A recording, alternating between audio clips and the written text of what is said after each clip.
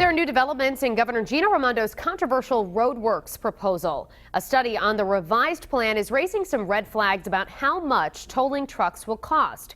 Meanwhile, the Senate Finance Committee took up the proposal this afternoon, which several communities have already come out against. Eyewitness News reporter Steph Machado is live in Providence with the latest.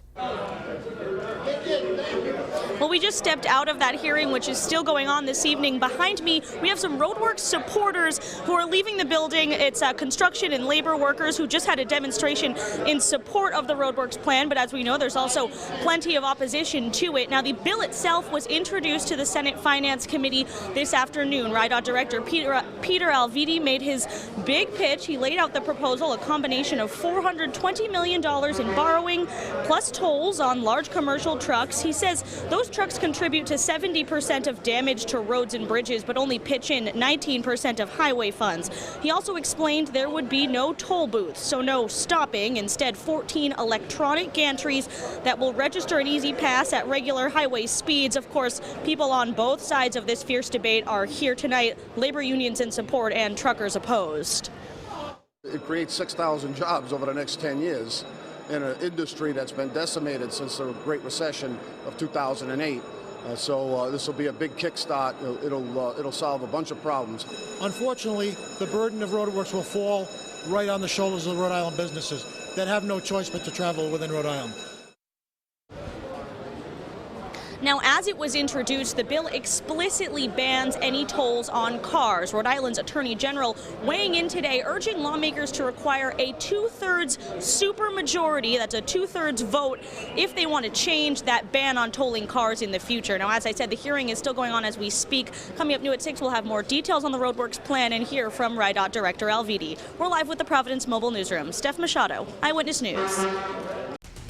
And now we're working developing news out of the State House. A Senate committee just held the first legislative hearing on the General Assembly's version of the RhodeWorks plan, which would toll large trucks to finance bridge repairs. New at 6, we're hearing from the director of the DOT. From the Providence Mobile Newsroom, Eyewitness News reporter Steph Machado is live in the capital city.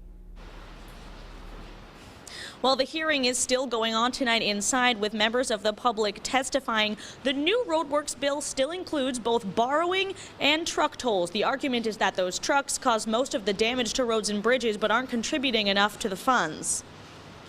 We've heard it over and over. We still have the worst bridges in America. RIDOT Director Peter Alvidi made his pitch today to fix those crumbling bridges and roads. The new RhodeWorks bill includes $420 million in borrowing, plus 14 toll gantries. Alvidi explained these are not toll booths. There'll be no need to stop or even slow down when going under the tolling gantries. The opposition to these tolls have been loud, but today it was the supporters who showed up in force, a coalition of labor unions who like that the plan would create 6,000 jobs in an industry still recovering from the Great Recession. It's choppy, it's inconsistent, there's no predictability.